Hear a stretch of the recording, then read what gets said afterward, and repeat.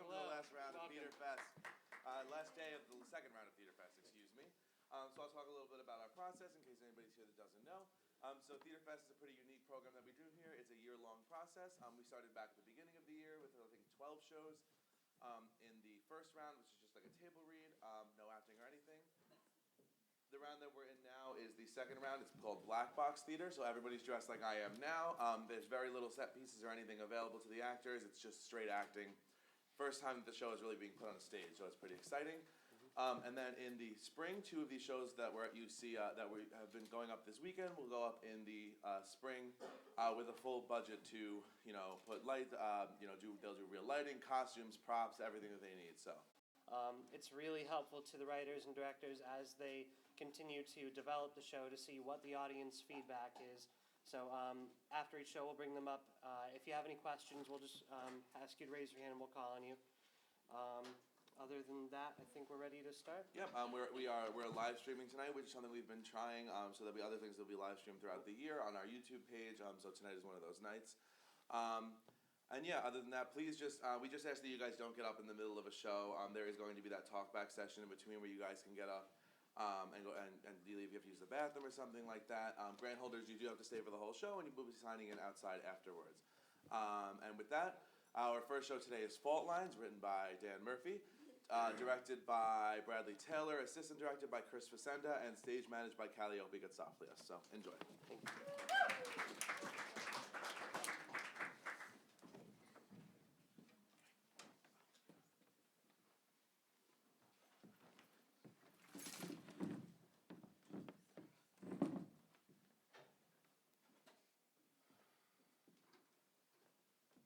Hey.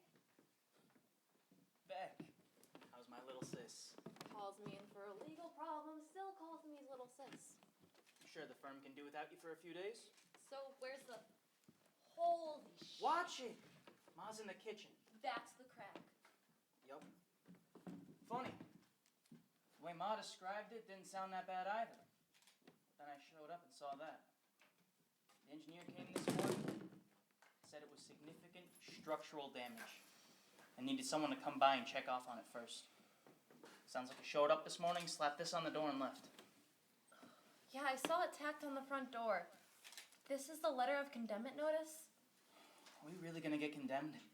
I mean, I know Mom mentioned it, but... When I called this weekend, all she said were the repairs were complicated. Something about city ordinances. And that's what I got. So I came over, checked it out, and called you. What do you make of it? It's from the city. They'll try to condemn the house. This is just a letter to try and fix it, but that doesn't look like it's gonna fix without a lot of work. I'll send it to the firm. One of the other partners there knows a lot more about property law than I do.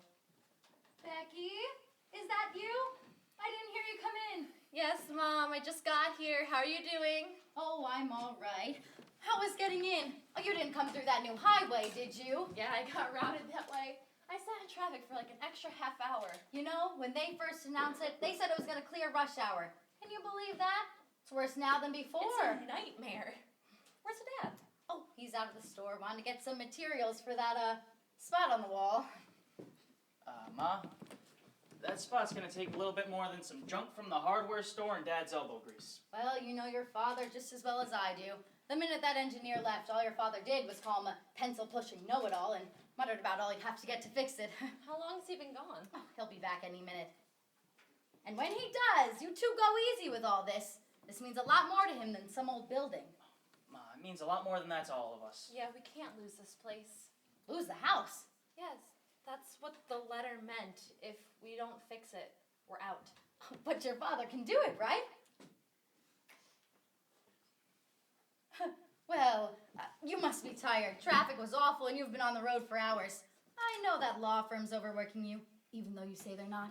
Can I get you something? Coffee? Oh, I've got some snickerdoodles over here. Here we go again. Did you have to get her started like that? Get her started like what? I didn't do anything. All I said was Newtons, but I think your father ate them.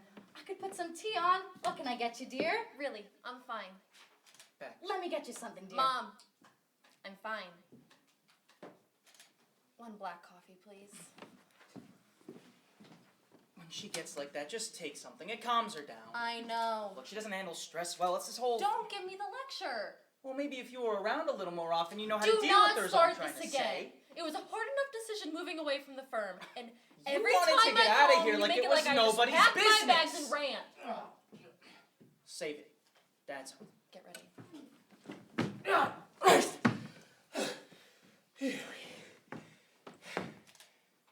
Kids, when did you get here? Hey, Dad. We just got in. Paulie, it's good to see you. You didn't call. Mom called me this morning. Thought I'd stop by.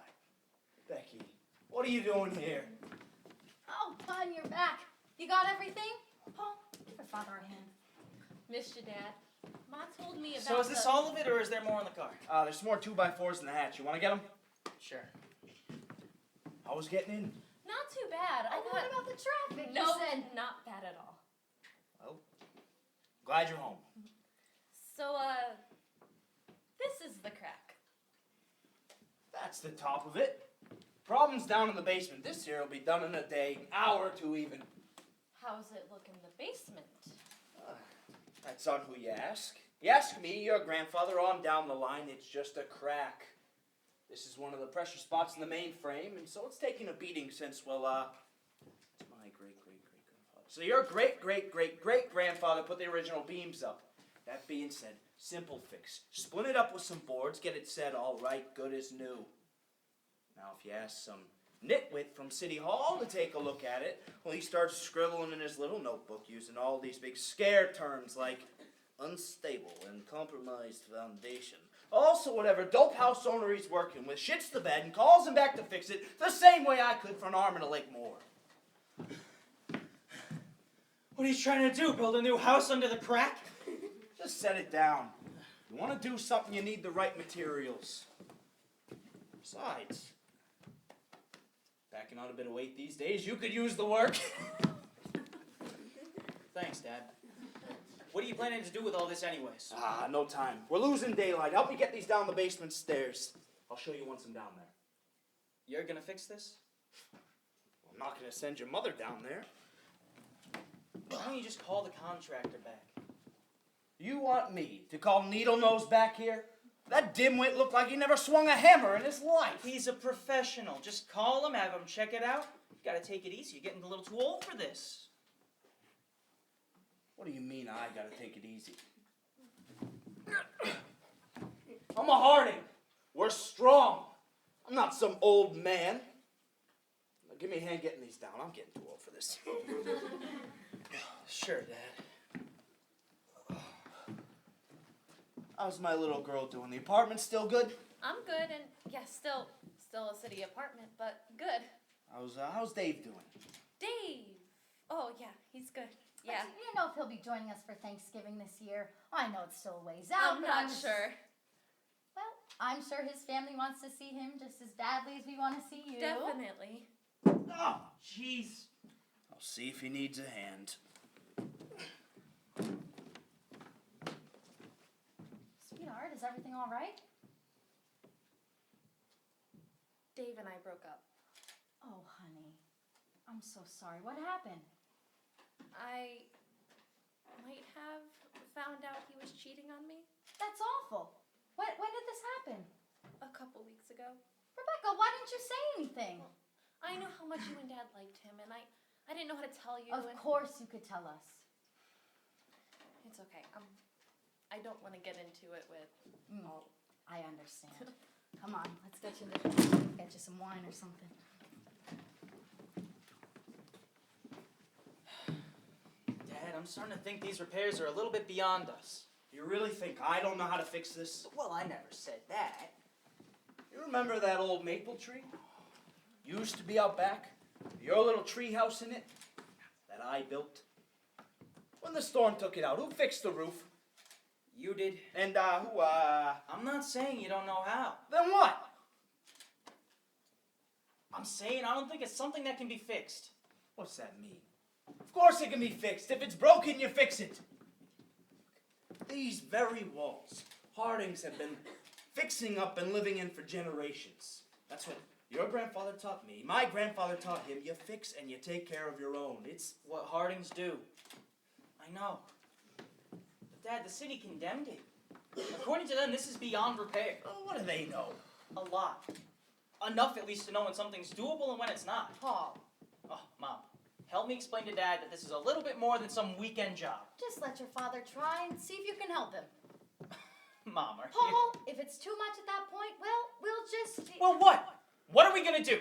Get down there, realize we're in way over our heads, and then what? Maybe we'll even make it worse. Well, we gotta at least try. We're beyond trying. Your sister's right, you know. I can't believe this. You know what? Let's just call it a night. It's getting dark. We've already got everything to sort out and start in the morning, maybe. But it's been a long day for everyone. Who wants dinner? Mom's right. We should hold off on this. Takeout sound good? Pizza? Your mother and I had that the other night. Chinese? That works. I'll go call it in. I'll go pick it up. Oh, Dad, don't worry about it. I can get it.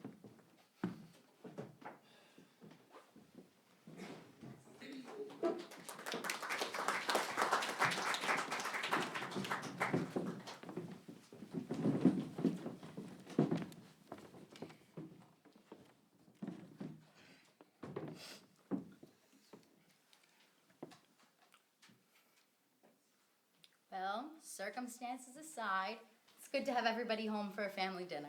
Absolutely. It's not every day we get all four of us together anymore. Glad to be home. Pass the lo mein. Thank you. Say, when did you start using chopsticks? This new Japanese fusion restaurant moved a couple blocks away from my apartment. We go there all the time. You and Dave go often? Don, You all right? I'm fine. Just I didn't get to ask earlier. How is David doing? Don. What? What'd I miss? Dave and I broke up.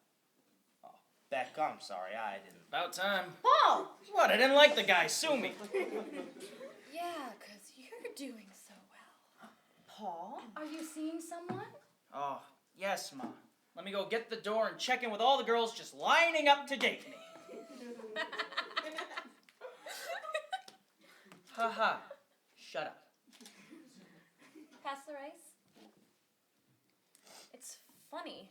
Years later, you'll come back to a restaurant and it'll taste exactly like you remember it. You're telling me they have Japanese fusion restaurants in the city, but they don't have Chinese takeout? You know what I mean. There's just something specific about it. Something that takes you back to your childhood. Yeah, well, I guess a lot of things do that. I haven't had Chang's in years. Hmm? What? Chinese. This isn't Chinese. It isn't? No, they closed. What? When? Oh, years back. I don't even remember when. They've had a couple of things in there since, haven't they? I was a Subway next. No, Subway came later. First was a pizza place. Oh, that's right. Did we go there? Once? Maybe. It was awful. Oh, well, we would have at least had to go once to know it was awful. I don't remember going there often, though. What? Well, to know it was bad, we would have No, at least had... that's not what I mean. Chang's has been closed? Yeah, for a while now. Why? Just didn't know that they were gone. It was just a Chinese place. But it was our Chinese place. Sweetie, what's so important about it? I just didn't know. I mean, what else has changed? Well, a lot. Things come and go around here all the time. You know that. Yeah, when was the last time you were even around town? I'm here every month or so. What do you mean? Well, you come and visit, but you certainly don't live in the area anymore. Look, every time I come home, it's just how I left, and I'm That's- getting that's real not- sick of it. That's not even what I was trying to say. So I don't live here anymore. You don't either. No, but I still live in the area. Well, who asked you to be? I'm not saying anyone asked me to be. St. Pauli, sacrificing by teaching in our old school district just so we can stay near Mommy and Daddy. That's enough. Look, all I meant is, this place is a constant. When I come home, the shelves are arranged the same way they've been for years back. The smudges of our heights growing up are still penciled in on the kitchen doorway. It's a constant. When the city gets too much, I know I can come home and know what is where and how things are. So, when I see something changes, it surprised me. Oh, of course. I mean, this, what's the, Ocean Garden Chinese? Please come and go. This is home. This place isn't going anywhere. Don? Hmm? The city put up an eviction notice this morning. I think it's time to talk about this. Oh, what do they know? Look, that was just to scare us, okay? You actually think City Hall's gonna come down here and kick us out of here? They can't do that.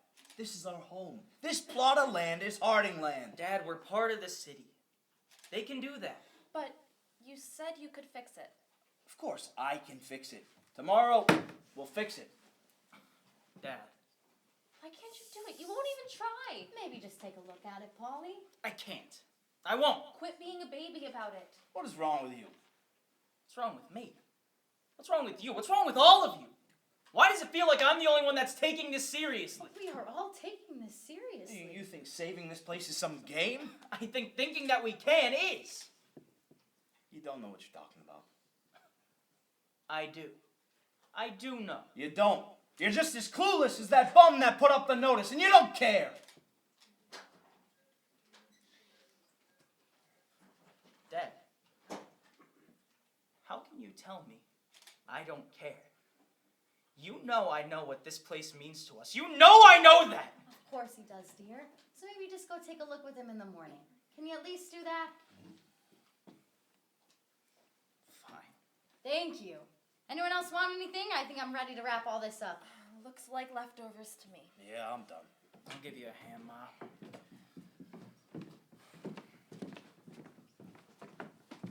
Well, I'm gonna call it a night.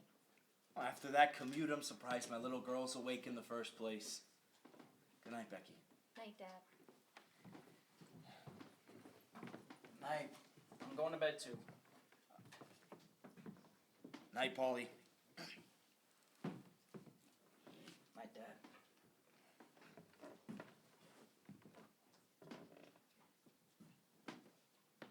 Kids go to bed? Yep. It's nice having them back home again. House is all full. Takes you back, doesn't it? It certainly does. You go on up ahead. I'll be up in a bit. I just want to sit down here for a minute. Sure. You okay? Yeah, just in case this all does go, I want to sit and relax in my own home while I still can. I wouldn't worry about it too much, Don. I'm letting down the family. Nonsense. If this place goes, Don. I failed. That's not true. Look at this family. Do I have to? Hey, I mean it. You've raised two great kids. You've supported a family. What more can you ask for? I know. It's just... I can't imagine the family without this place. You remember? We didn't even plan on living here. I know. Lorraine, I was gonna marry you. And I was gonna take you to see the world. We didn't even know where we were gonna go. We were just gonna. That's right. You always thought your brother was going to take this place. You kidding? Old man always seemed like he was gonna give it to him. I wonder what changed. Well, you know, things are changing all the time. I felt so bad. Oh, I remember the day that the old man told me that I was gonna inherit the house. I mean, poor guy was on his deathbed. I couldn't just say no. I was coming back from the hospital, and I didn't know how I was going to tell you that we weren't sticking to our plans of traveling and seeing the world anymore. I thought you were going to just pack up and leave right there. Looking back, probably should have. Yeah. Well, you're stuck now, aren't you? I mean, you didn't even grow up here or anything. You had no connection to this place. But I had you. And the kids. Compared to you three, I don't have the history here, but sure is home. A lot of memories here. So much history right here. Decades of family dinners, broken bread, right at this table. I mean, the history in this place is just... What about the people in it? No matter what happens here, they're going to be our legacy. You should be proud of that. It is nice having them back home. I miss it. Good night, Don. See you upstairs. Good night, Laura.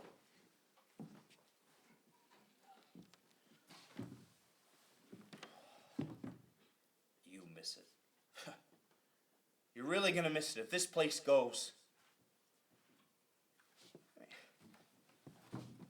What would your father say about this one, Donnie?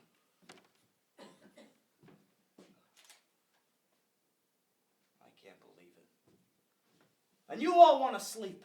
How can you close your eyes knowing this all may be gone? Well, I'm not giving this up. You want to do something right, you do it. That's the Harding way. Right. Ah! What was that? Is everyone all right? Dawn, was that you? Ma, where's Dad? Downstairs. Dad? Dad, where? Dawn? Paul, what's going on? It's Dad. He's hurt. Call an ambulance.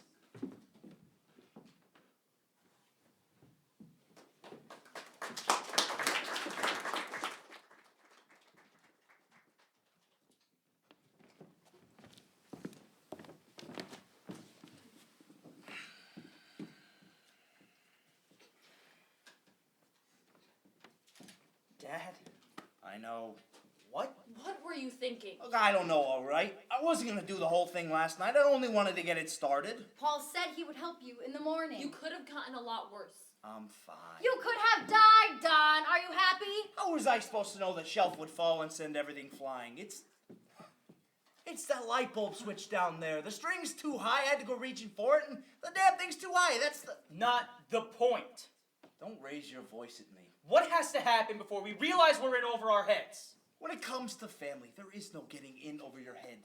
There's doing what you need to do. My great-grandfather, his father, even on back further, they had to bend backwards and forwards and do whatever they could to keep this house going, and they did! And they did it without putting themselves or anyone else in danger. Which is more than I can say about last night. We could have lost you, Don. Paul, get your father to the car. I gotta get him to his appointments, or Dr. Carasone can take a look at that arm. Come on, let's go.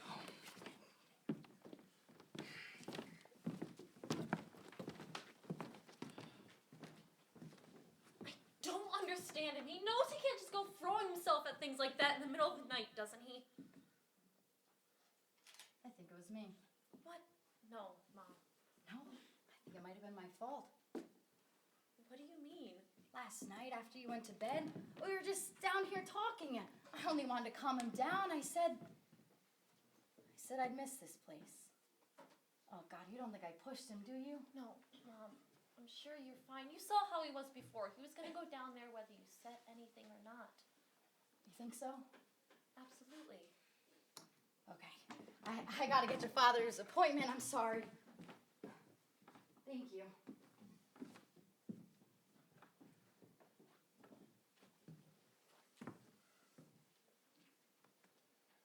I can't believe him. Huh? Him going down to the basement last night. What is he, insane? Oh, yeah. You all right? What? Yeah, I'm fine. Yeah, sure. What? What's up? Mom what? Mom just said that she thinks it's her fault that he went down there last night. What? That's ridiculous. That's what I told her. Why would she think that? After we went upstairs, they were talking, and she said she was gonna miss the house or something, and that maybe that set him off and sent him down there. No, that doesn't make any sense. Paul, it's not even that. You should have seen her. I've never seen her look so worried, so scared before. Well, the woman's human. She's allowed to doubt herself every now and then. Yeah, but when's the last time she's let either of us see that? No, I get it. You always think parents know what they're doing, especially when they're raising you, and especially when they've already had experience raising someone. Everything's changing, Paul. It really is. To think, this place has always been that anchor. That thing we can come back to, and now what? It's gonna change. What else is there at this point? There's really no chance of saving this place, huh? No. It's time to move on. What are we gonna do? What are they gonna do? Where are they gonna go? They'll have to move. Move. You think we're gonna get them to move? Well, they can't stay here. I certainly don't have the room at my place, and there's no way we'll get them to go with you to the city. They can't just start on a whole new place now. What are they gonna do? I never thought we'd have to deal with this. Well, we'll see if we can help them when they get back. In the meantime, I guess it's time to start packing. Packing? Well, it's better than sitting around watching the crap grow. I'm sure that'll go over real well, Paul. Hey, Mom and Dad, while you were gone, we decided to start throwing your shit out for you. Oh, packing, not throwing out. Besides, they'll never start it on their own. And when they get back, we can just help ease them into it. Where do you even start? Small piece at a time, I guess. You know how much stuff we've stored up in the crawl space over the years and never touched? Good call. Paul? Yeah? Let me help.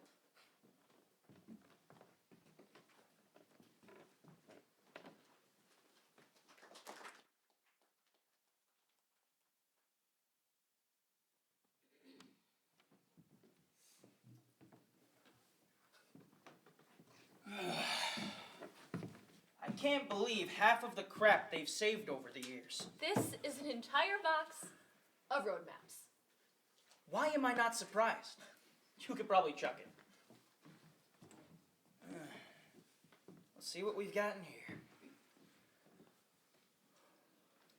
Photo album. Anything good? Let's find out.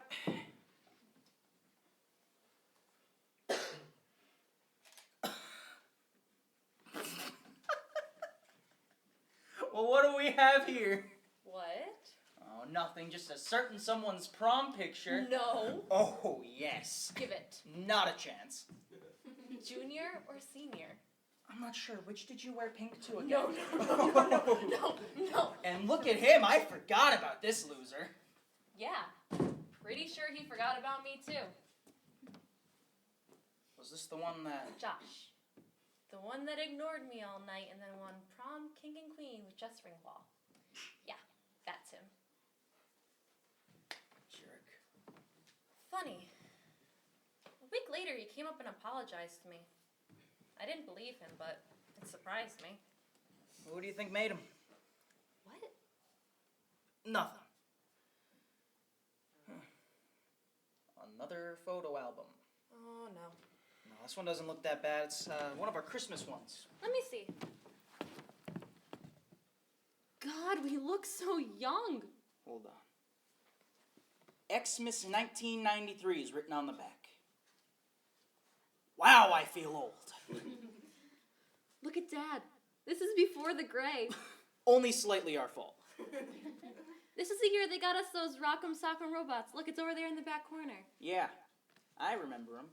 And then you broke them 2 weeks later. I did not. Oh, yes, you did. You lost, you got mad, and you threw it at me. That's not true. Here, give it.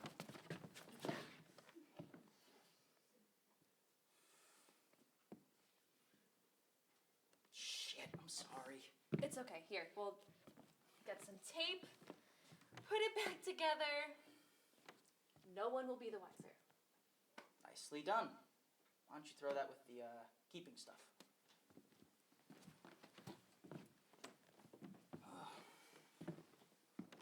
Hey, Paul, What?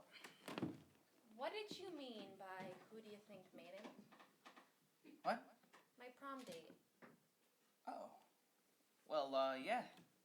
He came home crying that night, so went and saw him that weekend and told him he should apologize. Seriously?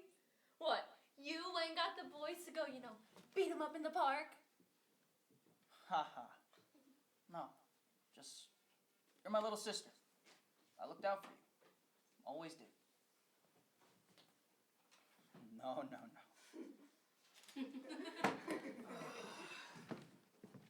Ray, don't forget to make me trim the bushes. Jeez. I think Mom and Dad are home. We're back! Good guess. What have you two been up to? Are these from the attic? Yeah, we figured we'd help start packing. Packing. Well, we're gonna have to look into moving, so... Moving. What's he talking about? Do you He know about didn't. this? What the hell's going on here?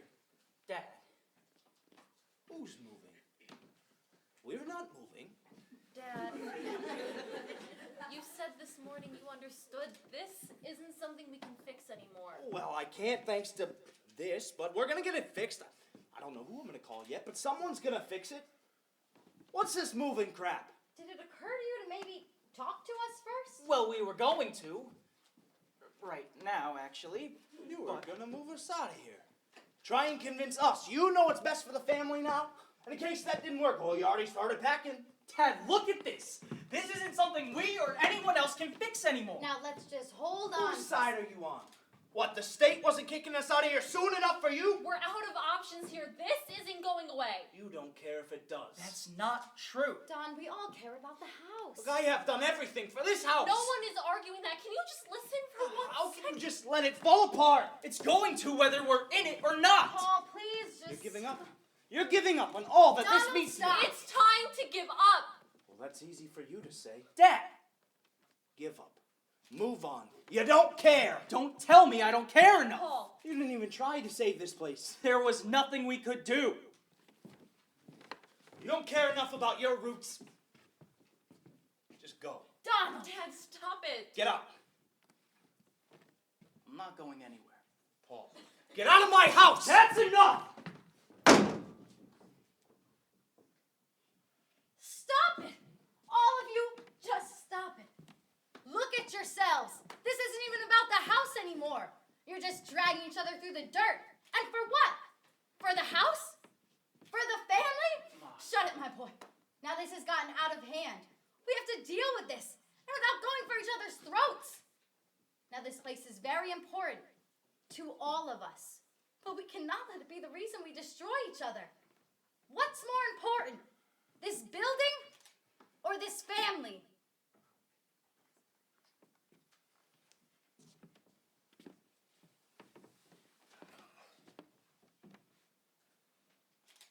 It's really done.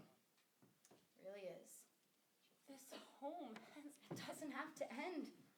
It's nobody's fault. We have to move on. I never thought we'd lose the house. Dad, I'm sorry. Oh. No. I know. Hold on.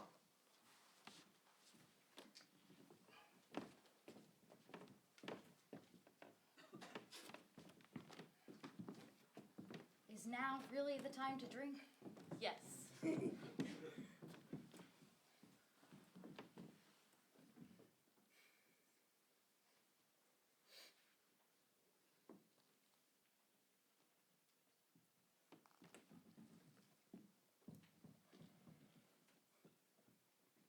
Our ancestors gave us this home and a future. Though this might not last, the Hardings always will. To home. To home.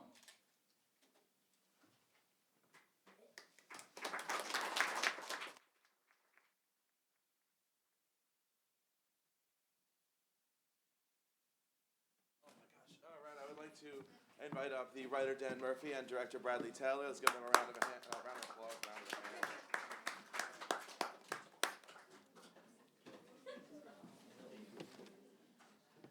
So, does anybody have any general? Does anybody have any general questions, criticisms, anything that could have been done better from any aspects of the show? Didn't understand anything like that?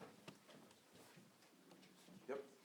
I like the idea of the dad being in danger, like putting himself in danger. Maybe like, what kind of didn't make sense to me was when they like jumped to like he could have died. I didn't really get that level of it, but I like that level of it. Just like maybe portray the fact that he was in mortal danger a little bit. Okay, certainly. I definitely think that's a very good point. If anything, what we were going for on that aspect was because he was the only one down there, sort of, when you hear your family's in an accident, you always assume the worst right away. So definitely, I don't think he was in that danger once they know what the case was. But thank you. Any other constructive criticism points? Okay, do you guys have any questions you want to ask the crowd? Were there any points in the story that you felt it was sort of lagging, taking a while to move to the next point? Guess that was a no. Guess that's a no. All right. How did you like the say levels of anger? I guess did it feel too much, too little? I was gonna say like sometimes they like got a little fast, too quick, and like snapped a little too quick. Just like kind of building up to it gradually and starting like to get the tone like, gradually up would have been a little better, but it was still all like, when they were mad, it was good emotion, very good ending. Thank you. Thank you. To me, some of the conversations seemed a little bit repetitive. Okay. With kind of Yeah. the same, mother trying to, and dad, being very aggressive. Mhm. So they may be altering some of that. Okay, definitely. Thank you. I liked how, like, I think it was like a pretty normal family dynamic that like the dad and like daddy's little girl and like mom and like her boy or whatever. I just think the one between Pat and Elise could have been played up. Played up a little more or like. Okay. So that's what I think. Thank you. Yep. When the mom was talking about how she thought it was her fault, I think maybe she like has a little more emotion or like explains a little bit more, or because I didn't really see because immediately right after that they were talking about it about how like their mom never really acted out like that before. Mhm. Maybe you could like make that a little bit more strong. Sure. About how you feel it, because I just seemed like it was just a quick. I think it was my fault, and then she left. So I thought it was just a little too quick. But Okay, definitely. Thank you. There's time for maybe one more. Okay. Great. Thank you very much. Thank you, guys.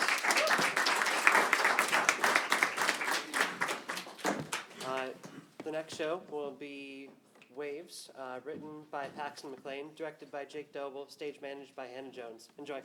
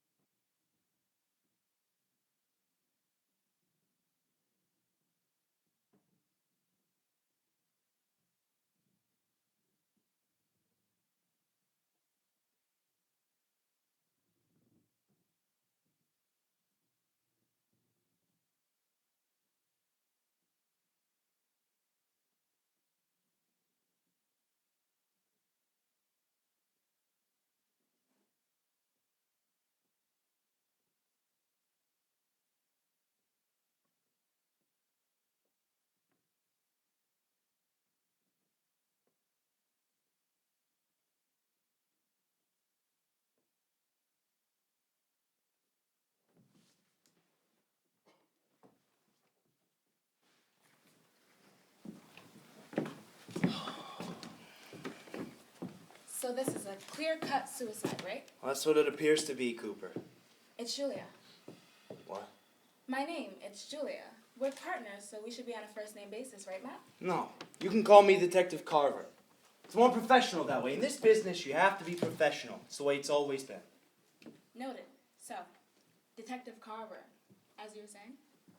As I was saying, it looks like a textbook suicide, okay? The kid jumped off the bridge. If it's a clear-cut suicide, why do we have to call the kids in?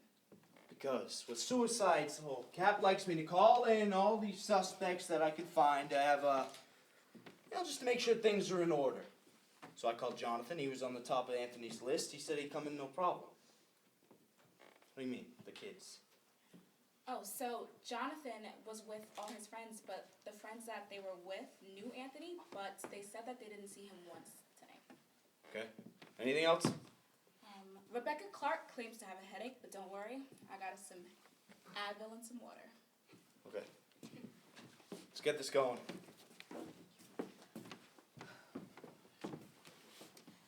Andrea, Nicole, Jonathan, Zach, Rebecca, I know you all must be in shock right now, but I assure you we're doing everything we can to find out what exactly happened to your friend Anthony. Well, what can you tell us? A fisherman pulled his body out of the bay about 3 hours ago. He hadn't been there long, but we think he jumped off the bridge. And he hit some rocks at the bottom. His face and his body is almost unrecognizable. Do you think it was a suicide? That is what we think. However, this is proper procedure when dealing with the suicide of a young adult. I can't believe he's dead. Thank you all for your cooperations. We'll start interview shortly. Look, we have to give it up. We didn't do anything wrong. Are you crazy? They don't have anything on us. Besides, they think it was a suicide. Stick to the plan. And we all know it wasn't an accident. What do you mean? Well, Nicole was standing right next to him when he went overboard. She must have pushed him. I did not. He made a wave and he slipped and hit his head and fell. Besides, what about you? You were the one sailing. You didn't stop until after we hit him. I was wasted. I didn't know he fell over.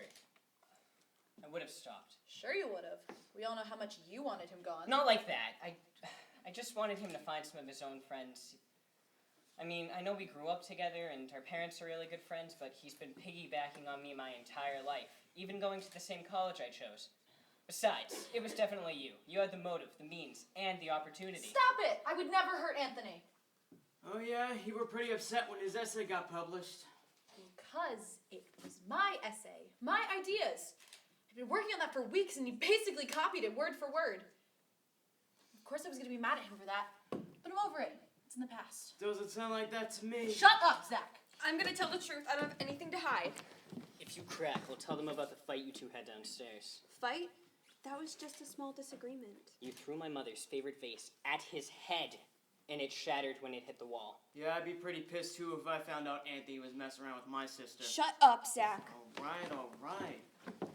Hey, Becca, you've been awfully quiet. How do we know you didn't kill him? Because I was down in the cabin, dumbass. I get seasick. I don't even know why I agreed to go in this stupid boat with you guys. Hey, my dad bought that boat during his midlife crisis. It's anything but stupid. Whatever. All I know is that I didn't do it. I'm not the one who decided to drink and sail. Whatever, Rebecca. Go back to sleep.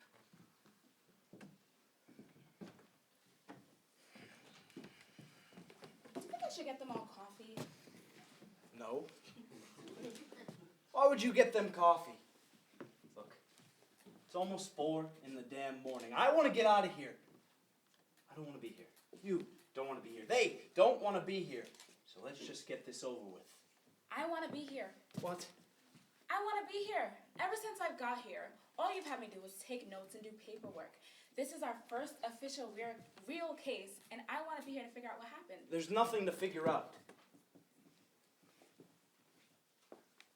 Listen, this is the most important case that happened to this department since we've been here. You think this is important, or big, or challenging? Look, this is the type of case that detectives would throw down to us beat cops right out of the academy, okay? It's not worth my time. It's not worth your time. It's embarrassing. About the city, what happened? Doesn't matter. Listen, Captain said I need to get to know you better. At the academy, they could teach you proper procedure, but they can't teach you how to work well with your partner. And I'm your third partner in the past year. Okay. Fine. There was an accident. Someone got hurt. Someone died. Even though it was an accident, it was still my fault. In the department, they wanted to avoid the press, so they kept it internal. They promoted me up the ladder, and they transferred me here. Oh, to good old Malden PD. Is that why you and your wife separated? How do you know about that? She called the station the other day. You were out smoking, and she told me to forget that she called. I hate this. She keeps calling me and hanging up and calling me and hanging up and calling and calling and calling, and she won't say a damn word. Look, I know she wants a divorce, okay? I know that, but she doesn't even have the guts to say it herself. Listen, we don't have to talk about this right now. Let's just get on with these interviews and get some sleep. All right, let's get this over with.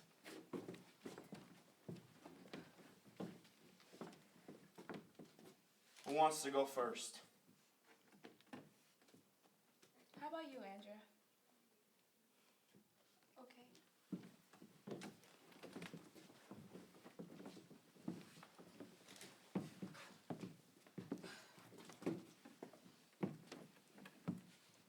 sorry to have called you in first, but you don't seem like you're taking the news too well. I wanted to make sure that you're okay. I'm okay. I'll be fine. Okay, well, let's start small. How did you know Anthony? We met during middle school. Jonathan introduced us. We've been friends forever.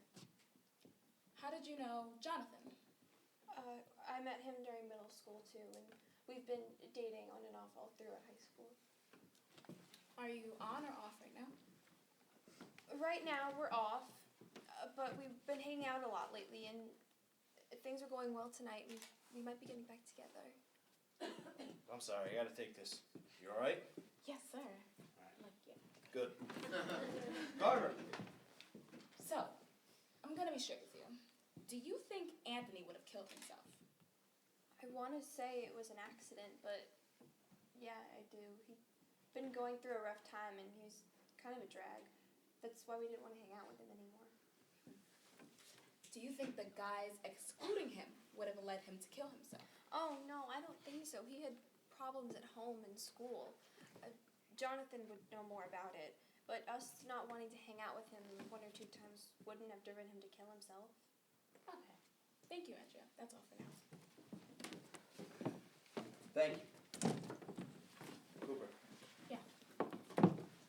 Something's not right. What is it?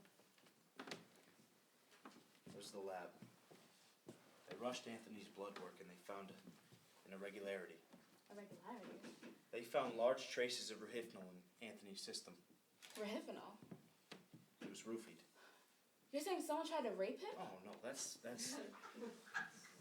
unlikely. But something's not right. So there was foul play involved. I'm willing to bet. Whoever drugged him is out in that room. What makes you so sure? You gotta be able to read people, Cooper. Sit down, close your eyes. What? Just do it. Okay. Now, picture what it was like when we first entered that room. Think about everyone's reaction, okay? Okay. What were all their expressions? Well, Andrea was broken up. Nicole was comforting her. Rebecca was laying down. That's nothing out of the ordinary. What about the other two? Zach seemed nervous. Oh, no, don't worry about Zach. What about Jonathan? Jonathan was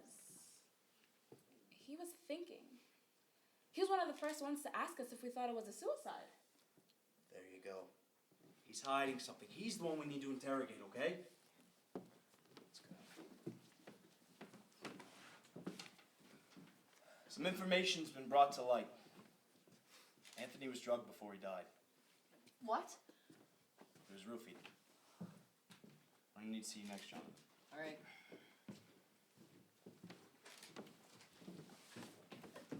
What the hell? He was drugged? We were just drinking. How did he get drugs in his system? Maybe he took it before he came to the party. No, Anthony would never do something like that. Someone must have drugged him. Zach, you're always the one with drugs.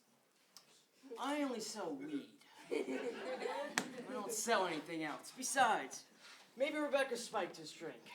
She said she was in the cabin, that's why she didn't kill him. But you don't need to be upstairs to have spiked his drink. She could have spiked his drink, then went back downstairs to have an alibi. Let's think about that real hard for a second.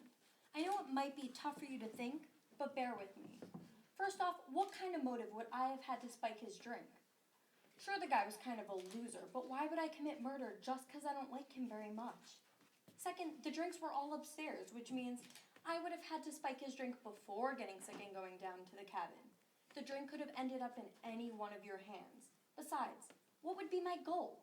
Sit downstairs hoping we'd hit a wave and that it kicks in when he's close to the edge and that he falls off? Could you just take a second and think before opening up your mouth, Zach? All right, okay, whatever. Maybe you didn't kill him. Maybe I didn't kill him. But one of you killed him. One of us? Maybe it was you. And maybe nobody killed him, and it was an accident like Jonathan says. Look, we have no idea what actually happened. So let's just keep level heads and stop fighting. It won't do us any good. We're all in this together, right? Yeah. Yeah. I guess so.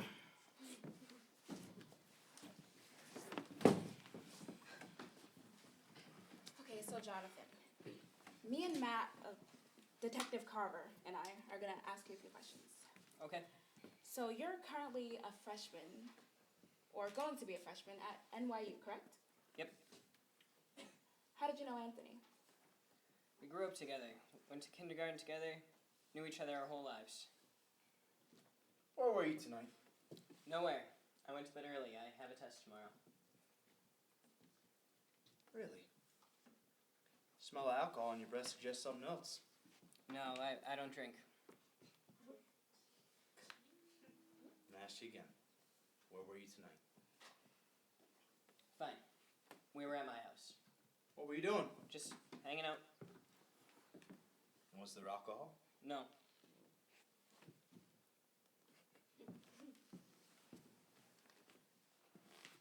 You know I could have a squad car go over there and tear your house apart. You want me to do that? Fine. We were drinking. Was Anthony there? No, we've been trying to hang out without him lately. I'm going to be straight. Do you think Anthony would try to kill himself?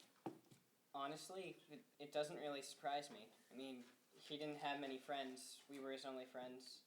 Didn't have a girlfriend.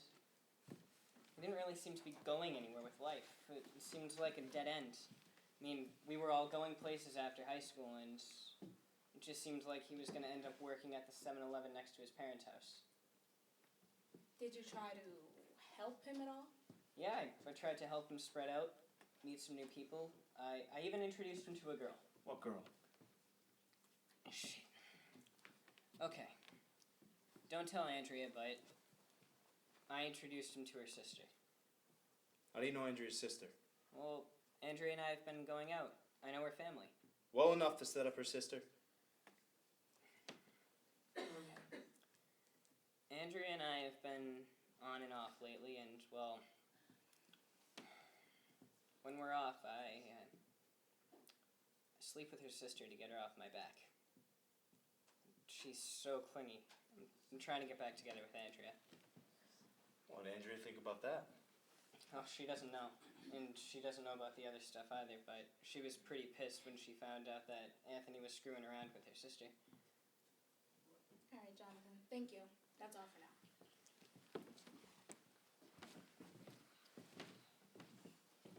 All right.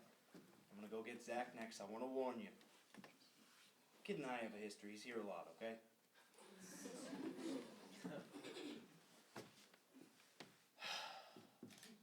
Zach, I need you next. I'm not coming with you. I'm going to slap some cuffs on you and drag you in there. Fine. Whatever.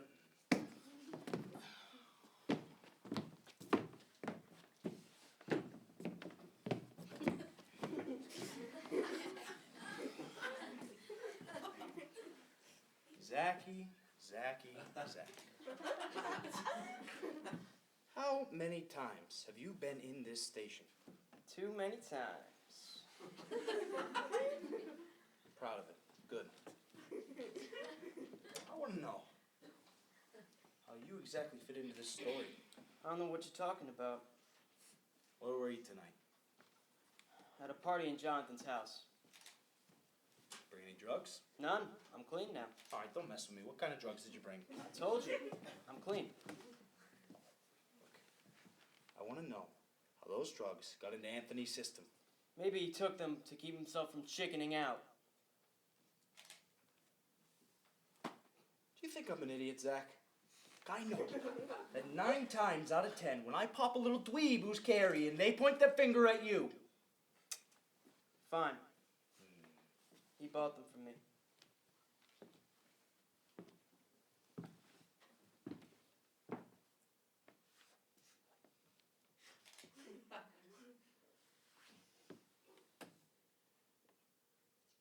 He also stopped by the house. He left in a hurry.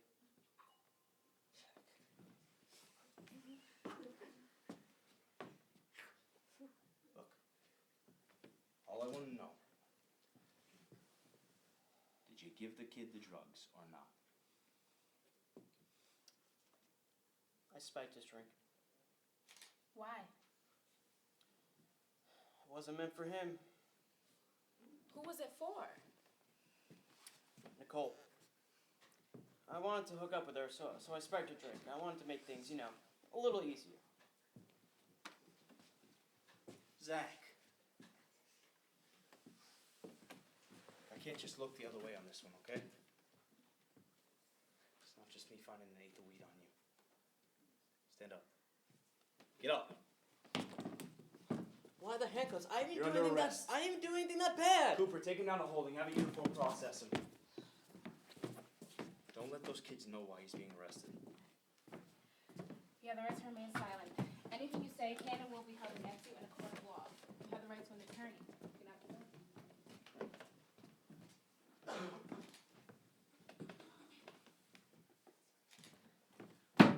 Detective! What? Where'd she take Zach?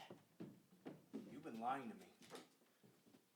Anthony stopped by your house before he went to that bridge. We thought it might look suspicious if, Anthony killed himself after being at my party. Look, enough of these lies.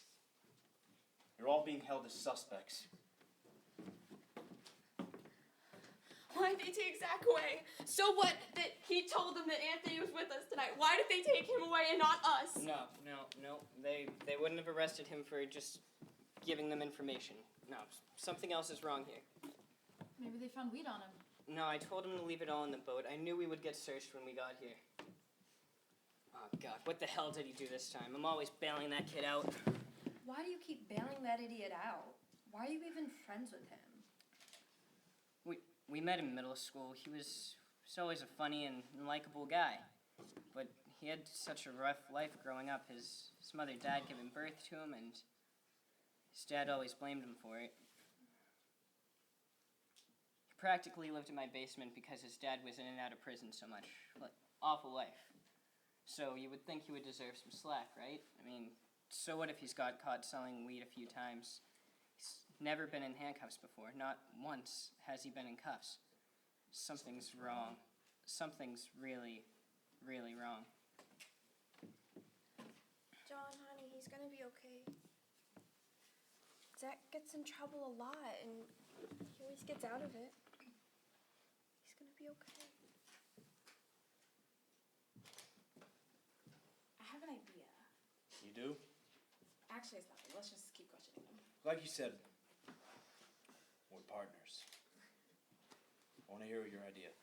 Okay, hear me out. These kids, they're best of friends, right? Mm-hmm. There's no way they're gonna talk to us while they're all sitting out there in solidarity.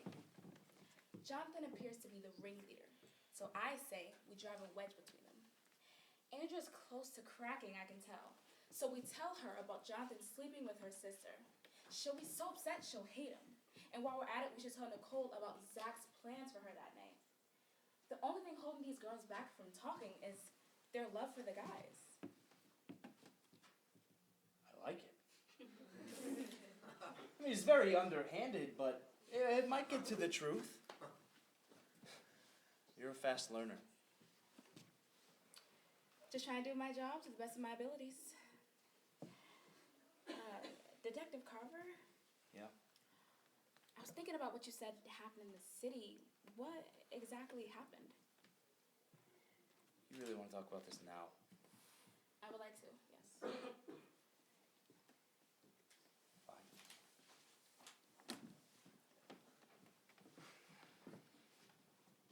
10 years ago, I was still uniformed working the graveyard shift. I got the call that there was a double homicide a couple of blocks from where I was posted. So, I took the call. I saw someone climb into a window across the street in the building. I went over. It was one of those greenhouses, they grow all sorts of plants and flowers. I climbed in. When I got in there, the perp took off. So I chased after him. I drew my gun. We got stopped at a locked door.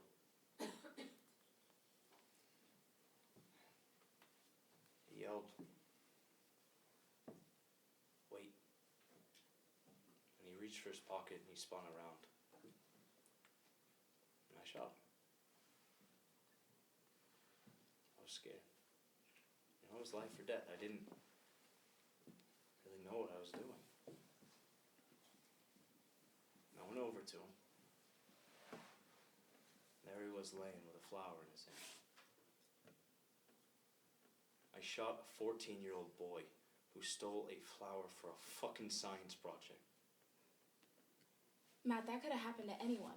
It didn't just happen to anyone, okay? It happened to me. Bad things happen. It doesn't make you a bad detective or a bad cop.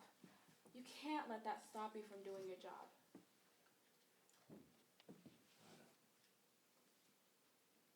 Thank you. You're welcome. Let's get this going.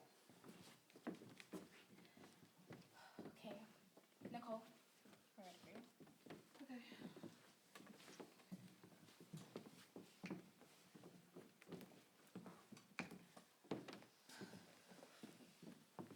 Nicole, you understand that you're all in a lot of trouble, right? Yeah, I know. So why don't you tell us what happened and allow us to get to the bottom of this? Like they said, we were all at Jonathan's house. Anthony stopped by, had a drink, and then he left. There's really nothing more to the story. Enough of your bullshit, okay? If you won't tell us the truth, we won't tell you the truth. What do you mean? Oh, we got information on you and all your friends out there. What kind of information? All that. I don't know. Jonathan, well, he was the one who set Anthony up with Andrea's sister. Oh. And he was sleeping with her when they were broken up. He wouldn't. He did. He told me himself. Jonathan knows how protective Andrea is of her sister. Why would he do that? Jonathan is the reason why you're all here, isn't he? Why don't you tell us what happened, and whoever is responsible for Anthony's death will be punished accordingly? Jonathan's not responsible. Anthony killed himself. May I go now? Yeah. Oh, before you do, one last thing. We found out how those drugs got in Anthony's system. How? Zach spiked his drink. Why would he do that? Because it was meant for you.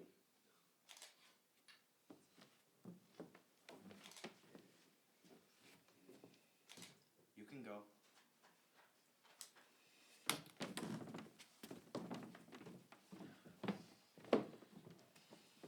Lastly, Rebecca.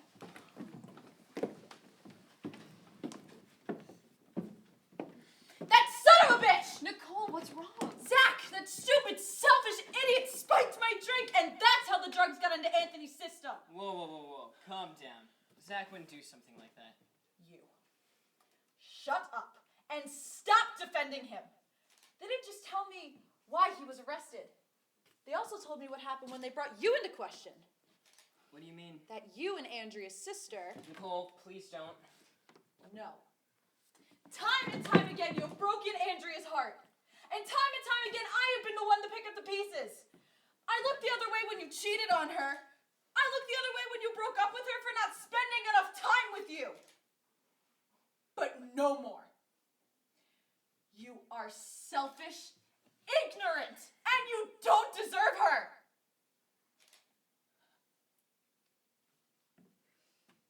Andrea? Jonathan was the one who set Anthony up with your sister. And he did it because he's been sleeping with her whenever you two are broken up. John, is this true?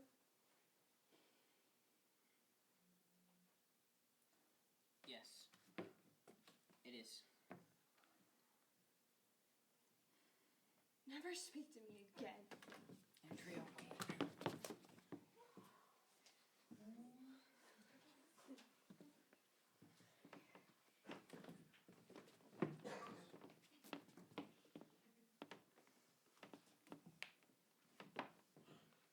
If I ever catch you talking to her again, I'll kill you. what can I do to make this right?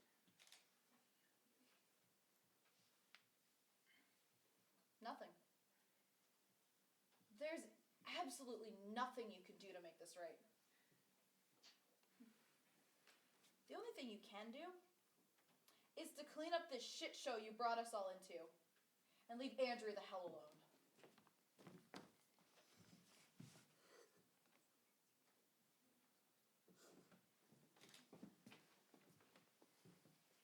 Rebecca, so like I told your friend Nicole, it was Jonathan who set Anthony up with Andrea's sister. Seriously? Yeah, he was sleeping with her too. Typical. I knew I didn't like him. Maybe now Andrea won't be so dumb and love-struck by him. We also found out that Zach spiked Nicole's drink on accident. What a scumbag. Nicole's one of the most intelligent, independent people I know. She doesn't deserve to be treated like that. You don't seem to like those guys very much. Why do you hang with them? Really, I'm only friends with Nicole. Zach's an idiot, Jonathan's a douche, and Andrea's okay, but she's so in love with Jonathan that she's blind. So why do you hang with them? Well, it's senior year of high school. I don't have many friends, and my mom thinks I should make some. Nicole's awesome, a free thinker, a writer. I respect her a lot, but she's always hung out with these guys, and she just kind of drags me along. So why don't you tell us what happened? Well, first off, you have the most basic part of the story wrong. Yeah, we were all at a party, but it wasn't at Jonathan's house. It was on his dad's boat. Was Anthony there? Yeah, he was. They thought I went down to the cabin because I was seasick, but in reality, I didn't want to be around those drunk idiots. So tell us what happened. Okay, they were all drunk. Jonathan was at the wheel. Andrea was with him. Zach was grabbing a drink, and Nicole was standing on the bow next to Anthony. He was looking a little woozy. We hit a wave, he slipped, hit his head on the railing, and fell over. He got pulled under the boat and got slashed by the motor. If Jonathan stopped the boat, he would have drowned. And if any one of us went in after him, we would have drowned too. After that, they panicked. Jonathan said that they could all get in serious trouble. And worse, Zach has too long of a record. He could get in far more trouble than he's ever been in. Jonathan just got accepted into NYU, and if you want to be a lawyer, you can't have a criminal record. Andrea just fell back in love with him, and Nicole's almost done with the book she's been writing for the last 4 years. So no one killed him. But how did they cover it up? That's the thing. I wanted no part of it. I was left behind. It was Jonathan's idea. They brought Anthony's body up to the top of the bridge and threw him over. They knew Anthony was a little depressed, so he didn't have much to live for. Suicide would have been believable. How well did you know Anthony? Not very well. Did you know he just got a paper published? Yeah. Did you know he just got a full ride to NYU in the computer science program? No, I didn't know that. Did you know his sister just had a baby? He's a godfather. No. One last thing you didn't know about Anthony. Anthony was terrified of heights. So if he was going to kill himself, he would have never gone through with throwing himself off of a bridge. Are we done here?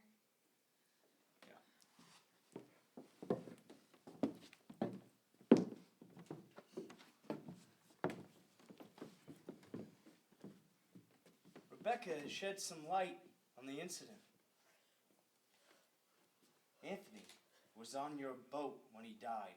Whatever she told you is a lie. Really? Because she says it was an accident. Unless you really do think someone killed Anthony. Well, He thinks I did it. He thinks that since I was sitting next to him on the boat that I pushed him. no. It's not like that. No. Come on, Jonathan. Let's go talk.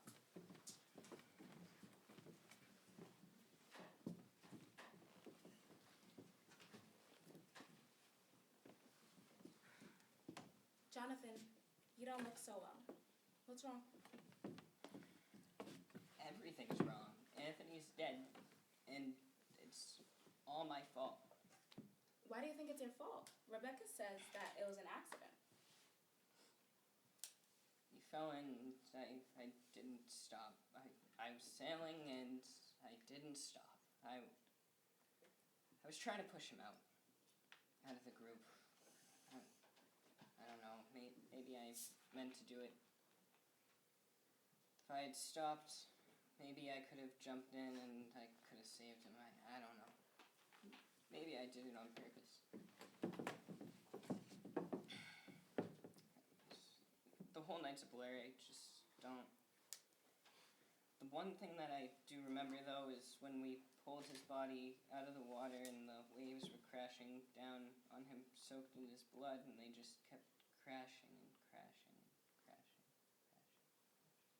crashing. Like nothing had happened. Like I didn't just kill my best friend. You messed up. You really did. You can't do anything to change that. Not scared. I thought I would get arrested and go to jail for murder, but it was all me. It was my idea. We took him to the bridge and threw him off myself. It was all me. Do you understand what you're admitting to? You're admitting to obstruction of justice and manslaughter. You're going to get in a lot of trouble. It's the right thing to do. Well then, Jonathan Fraser, you're under arrest. You have the right to remain silent. Anything you say can and will be held against you in a court of law. You have the right to an attorney. If you're not for one will be appointed to you. Do you understand your rights? Yes.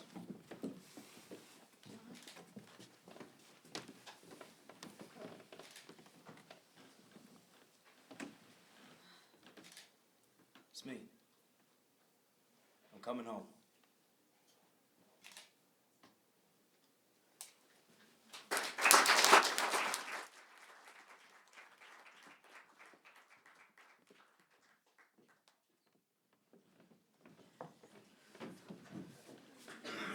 Okay, and that was Waves. Now we'll welcome up the writer and director, Paxton, McClane, and Jake Doble.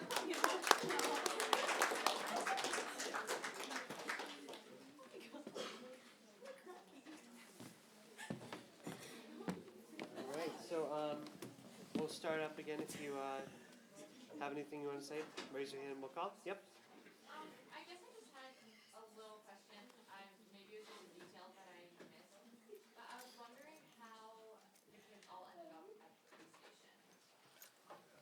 So basically, Jonathan knew he was going to get the call, and so they were all with him, obviously, and so he decided to bring them all with him, just like so they have their story straight. So it's not just him, like sort of saying it one side of a story. It's like so they're all confirming something. Yes. I think it made a lot of progress from last round. Things were clear, and it's obviously a very strong story, very emotional. I think there was a little too much exposition. There was a lot of going back to things that have already happened to just explain. And I think it would have been more powerful if we got to see more things like that. Maybe a fight that was in the past happening here, instead of just hearing that Jonathan and Andrea had like broken up. Maybe they should have broken up right here, had the fight, instead of just hearing about it. There were parts of it like, so you said they were just graduating high school, right, going into college Yes. this first year. So there's a lot of part in the a lot of section in the dialogue where they go from like really playing the senior year of high school going into graduation kind of selves, and then it would go into like talking about one of their friends, and they started getting like really like in depth and like would talk about them. Like I don't think how really a high schooler going into that age would talk. So just kind of like keeping the characters, like the dialogue and who they are, just kind of staying throughout the entire story and just playing that part. I don't know if like I missed it when we first started to talk about it, but how did the cop who shot the 14-year-old kid fit into the whole like, story? I didn't really get that part. Could you repeat that? I'm sorry. How did like the cop who shot the 14-year-old kid with the flower? How did that really like play into the whole like voting like situation? Have I missed getting of it? It's more of his backstory. Like you can really tell that he's just this bitter old cop who's not where he wants to be in life, and it sort of explains how he got to where he is right now.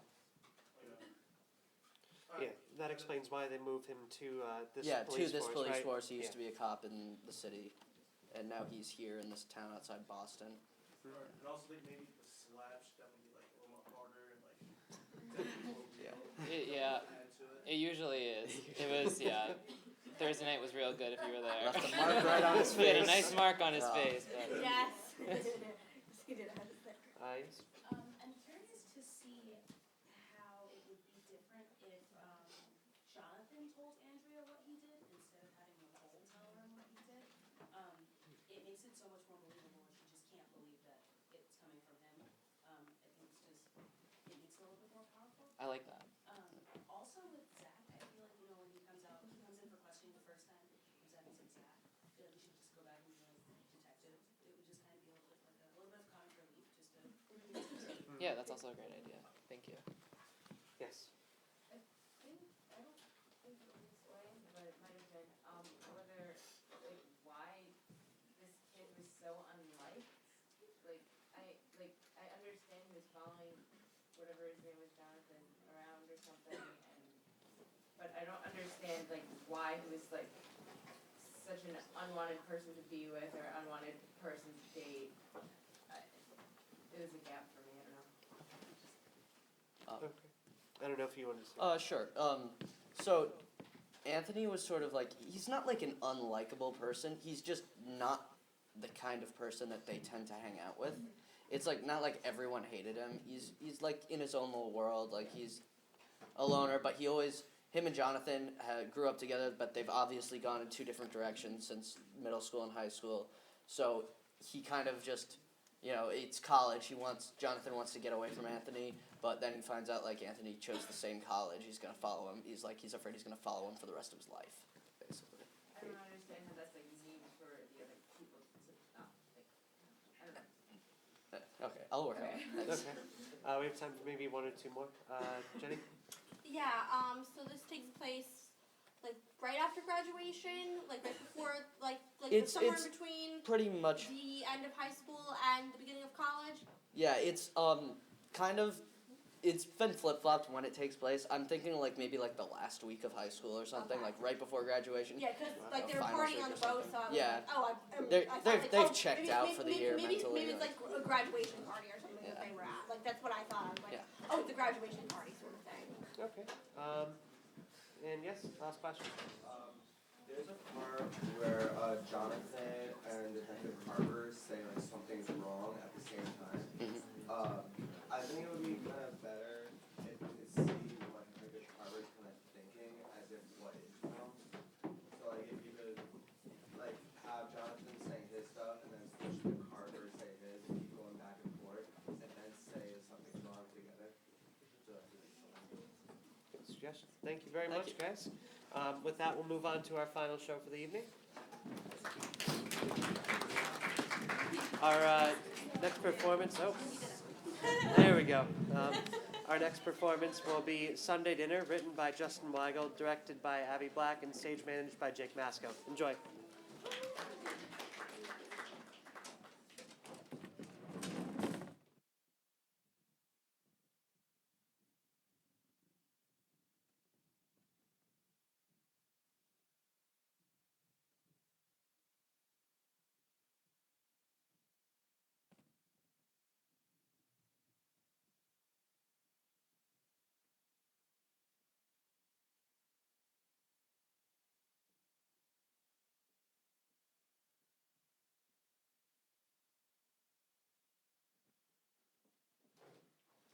Frank, I'm shocked. I thought you and Brandy were so happy. Hold on, your father's on TV again. Tonight, on History of the Mafia, we discuss one of the most well-known mobsters of the 21st century. That's right, the Gabagool Guzzler, the godfather of Gorgonzola, Don Provolone himself, Vinny. I'm so the sorry, Traxxas Frank. Killer. I just had to make sure my name wasn't brought up again. No, it wasn't to catch a predator. Why don't you and Brandy try talking it out? Oh my God, 8 guys. Oh, well, I guess women have needs too. Well, we'll talk about it when you get here. All right, I love you. Say it back. All right. I love you. Bye. Who was on the phone? Frank, him and Brandy are getting divorced. Bummer. What's for dinner? Vinny, your only son is getting a divorce for the second time, and all you have to say is bummer? Sorry, major bummer. What's for dinner? Vinny! What, Ange? You act like this is a surprise. That broad was so out of his league, she wasn't even in the stadium. Maybe now Frank can go find somebody more his speed, like a 4, maybe a 5, you know? If you are nothing but sympathetic to my sweet boy, there'll be nothing cooking in my kitchen for a long time. Oh no, now your kitchen's gonna be closed 365 days a year. I'll close my actual kitchen. Oh no, poor Frank, wronged by that horrible, vicious woman! Then, you're getting your bullshit all over my clean floors. Hey, Ange, you hear that? No, what? The kitchen's calling. Now, what time are your parents getting here? Well, I told you, they're not coming, remember? My mom's going up to Mohegan's Sun for her birthday. It's her first time gambling. Jesus, what's she gonna gamble? How many days she has left? What about your sisters? Mary's in Florida, Gina's getting her new nose, and Serena just hates you. None of them want to see me, do they? Not even a little bit. So there is a God. It's just us and the kids. You know, why can't it never just be me and you for Sunday dinner, huh? Last week, Frank and Melissa and your stupid cousin were late. I don't like tardiness. If you have a third heart attack on the night of Carla's big announcement... Carla's what? Did I tell you I'm cooking sausage and peppers and chicken cutlets and lasagna for dinner tonight? What time are those little bundles of shit coming here anyway? Well, I just got off the phone with Frank. What about the disappointment in the normal one? Vinny! What, Ange? You are not going to tell me that when you go out to dinner with your stupid white wine drinking bitch and moan about your husband club, that you talk about more than just Carla, who's the doctor. For the millionth time, we read books too. And when we go out for dinner, I talk about all my children equally. Oh, my daughter Carla, the doctor. She just got promoted to chief of the ER. And the other day, she just saved the life of this little 3-year-old boy. Oh, that's wonderful. Do you have any other children? Oh, no, just the one doctor. I do have a niece who's an actress, and a nephew who's a cop, though. As I was saying, Frank will be here very shortly. Melissa and Ivan are coming from a photo shoot, and Carla and Linda... Who's Lynn? Linda Petrillo will be here any minute. I am about 75% sure that Carla is not Linda's middle name. And I'm 100% sure you were put on trial for Grand Theft Auto and public urination when I was popping her out of me. For the last time, Ange, those were not my prints or my piss. Ange, get the door. Don't move, I got it. Sorry, Frank, your mother was being an ass. How's my sweet boy doing? Well, let's see. I'm getting divorced for the second time. My captain took away my real badge and gave me this nifty plastic one instead. My partner for the last 18 years gave me a parking ticket, and my mother called me her sweet boy. Other than that, Mrs. Lincoln, how'd you enjoy the show? Don't listen to your father. Come in and eat something. What are you serving? Bleach in the 9 mil? What the hell was that? Oh, your father just bought a dog from the junkyard to scare away Mr. Lucas's dog. I named him Vinny Jr. You were always so creative. But doesn't Mr. Lucas have a Yorkie? Oh, not anymore. He doesn't. Oh my God, Vinny! Go out there now before Vinny Jr. uses that dog as a chew toy. Patrollo, get your fat ass out here now! It's like music to my ears. Who you calling fat ass? So, what time's everybody getting here? Well, Melissa and Ivan should be here in a little while, and Carla's just getting off of her shift. She's still telling Dad about Lyndon tonight? That's the plan. Remind me again why she waited 4 years to tell him about her fiancé. Honey, it's a little self-explanatory, don't you think? He just drop-kicked the Yorkie. And get the pasta maker. We'll have it penny on the Yorkie. Before your father comes in and is himself, talk to me. Are you sure you're okay? Yeah, Ma, I'm fine. I mean, I know it wasn't a perfect marriage, but I thought we were happy. Guess not. Oh, everything will be okay. Marriage is hard. Your dog is a rat. I did you a favor, you prick.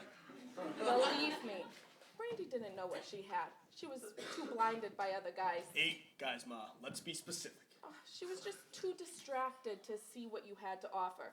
She'll realize it when she wakes up to an empty bedside. Plus, you don't need all those highlights and push-up bras taking you down. I mean, women have needs too. Ma! I'm sorry, but if you have any questions... Ma! All right, come help me set the dinner table. So how's work going, Frank? My captain just gave me this case. He said, if you solve it, you'll be an NYPD hero. Oh my God, my Frankie boy, a hero. Not quite. This case is colder than my bedside. We're hunting NYPD's most wanted man for the last 10 years. Some Russian mobster or something. He changes his name and location on a daily basis. I get a better chance of getting married again than finding this schmuck. Positive thinking is crucial for the healing process, Frank. So, you have any leads? Last time we heard he's dating some actress from New York or something. You got Sarah McLachlan singing Arms of an Angel out there, and you got yourself one hell of an ASPCA commercial. Oh, you're so lucky you're a doctor, honey. Probably would have served the family better if I was a lawyer. Visit my favorite brother, NYPD's Detective Depression. Hey, where's Brandy? She wanted me to look at some rash on her inner upper thigh. Honestly, it's probably an STD. I hope she's got all the STDs! Oh. I'm sorry. We're getting divorced. She cheated on me with 8 different guys. You win some, you lose some. Life's a vicious cycle. I mean, you're getting divorced, I'm getting married. What's for dinner? Vinny, you better have just eaten a hot dog and spilled ketchup all over that bat. Ange, after being married to me for 40 years, you'd think you would know that if I answer that, you become an accessory after the crime. Now, Carla, hypothetically speaking, do you have your medical kit in the car? Yeah, you get on the car! I I did him a favor. That prick looks better now. Besides, maybe now his wife won't leave him. But that broad was so out of his league anyway. Like Brandy is to Frank. Wouldn't it have been easy if you just hit me with your car 80,000 times? Vinny, go take out the trash now. I think it would be a good idea if I avoided the bottom of the driveway for... Hey, who called animal control? I will kill you! Maybe tonight's not the best night to tell Dad about Lyndon. Like hell it's not, Carla. You're telling your father whether you like it or not. You're putting your big girl pants on and getting it over with. Let me tell you, he's not going to be the happiest guy. I mean, could you blame him? You hit the guy you love and are going to marry from the guy you expect to pay for your wedding.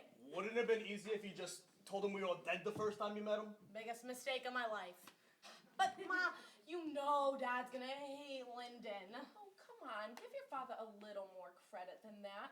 I mean, he doesn't hate all people, just most of them. And he's going to love Lyndon. Lyndon's the sweetest, most cutest guy I know. Yeah, but once he meets him, he's going to see straight through him to a white Urkel, childlike lawyer who's afraid of his own shadow. Just tell him your father's at war or something. I did that 4 years ago. I need a salami. What's the matter with you?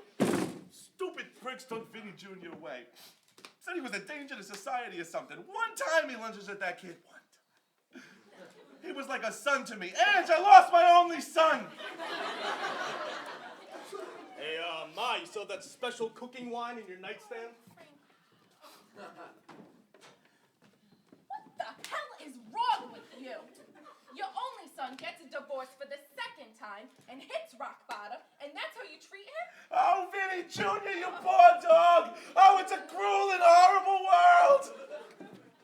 Why does it look like a Muppet massacre out there? There's fur and blood all over the place. Reminds me of third birthday party. Melissa, come here. I have some horrible news. They found Uncle Tommy, didn't they? No, that won't be for another 5, maybe 6 years.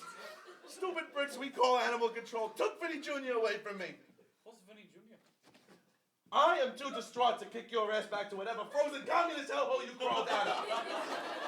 And if you need me, I'll be in the backyard, thinking about my only son. Do I want to know? I wouldn't. Oh, Melissa, ignore your father. Ivan, I'm so glad you could make it. Okay. So, how was the photo shoot? Well, it wasn't exactly a photo shoot. I mean, pictures were taken, but turned out to be more of like a casting call. Oh, for what kind of part? A very flexible one. Where's Frank? Rock bottom. Carla. Frank and Brandy are getting divorced. She cheated on him with 8 guys. Mom, a woman has needs too. I know. That's what I told him. And plus, work work isn't going so hot. His captain gave him a dead-end case to hunt down a Russian mobster who's been wanted for 10 years. Did he say name? No, he didn't. But maybe you can help my sweet boy. You're Russian. Racist. Now, as his two older sisters, I need you to help him get out of this little hole he's in. We have a lot going on with Carla's big announcement tonight. The last thing we need is Frank taking a handful of Advil PM so he can flirt with the EMT. Yeah. Oh, Carla, I forgot to tell you. Lyndon was so cute on the phone today. He goes, "Oh, I can't wait to come over tonight and finally meet Mr. Petrillo, a true American hero." I figured he had too much apple juice, so I didn't question him. Oh, what did you just say? Oh, Lyndon can't wait to come over tonight and finally meet Daddy for the first time. You told Lyndon about tonight. Yeah, so what?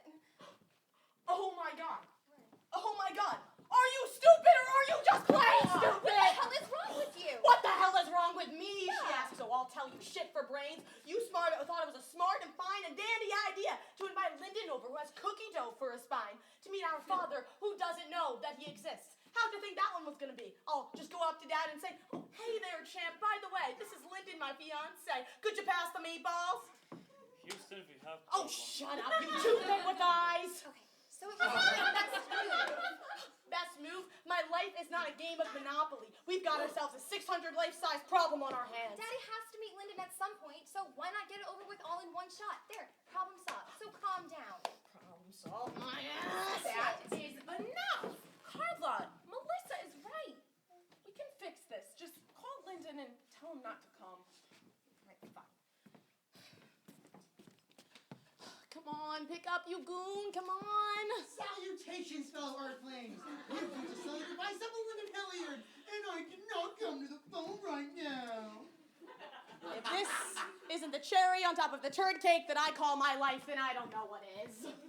I'm gonna call animal control on you and those things you call kids! Vinny, turn that thing off now, for the love of God!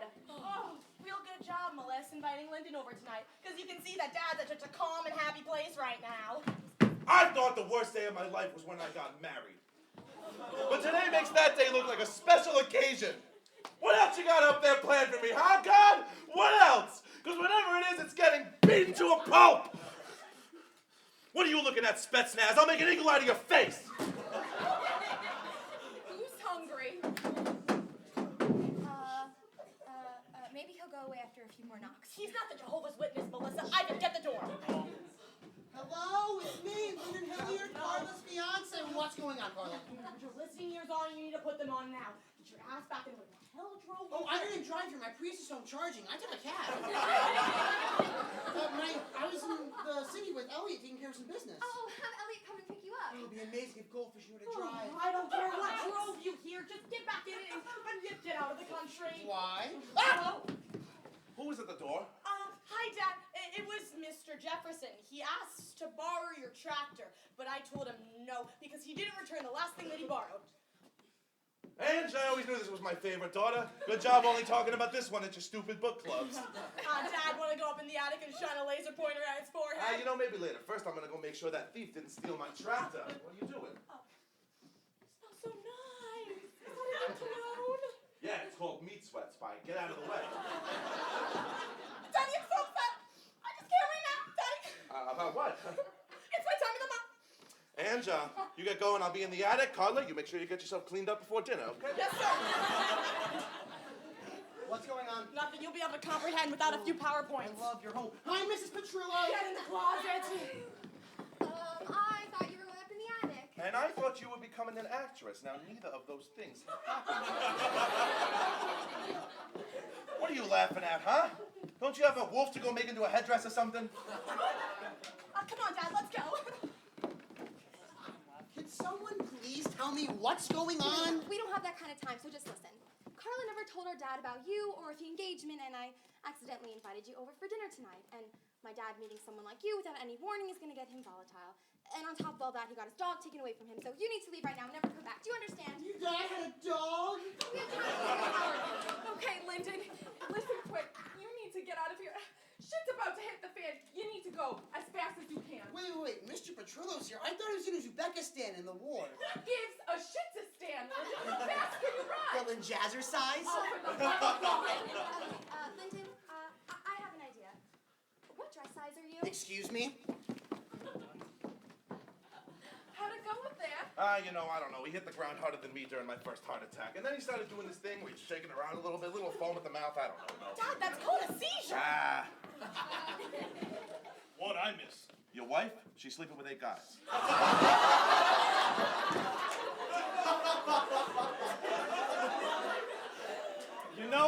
I still don't know why orphans complain. Ivan, how you doing? Much better than you. Every time I see you, you remind me of someone at work. Just can't put my finger on it. I'll get it one of these days. Maybe 10 years from now. You figure it out. Where's Melissa? She's in the bathroom. Oh, I didn't realize you made some of your famous meatloaf. Frank, nobody likes a smartass. Hey, Frankie! How are you? Oh, I hear you're getting divorced again. 8 guys? That's a rough one. Yeah, well, what you gonna do? Not let your wife cheat on you with 8 guys. Anyways, I have a surprise for you. A firing squad? Not a surprise for Dad, a surprise for you. Frank, I'd like you to meet my college roommate, London. Melissa, I'm overwhelmed. She's so hot. Oh my God. Hey, y'all, I'm London. I'm Frank, Melissa's older brother. I know who you are. Melissa's told me so much about you. Oh, no, hopefully not too much. Really, hopefully not too much. Have you met the rest of the family? I'm afraid I haven't, good sir. Sir, I like that.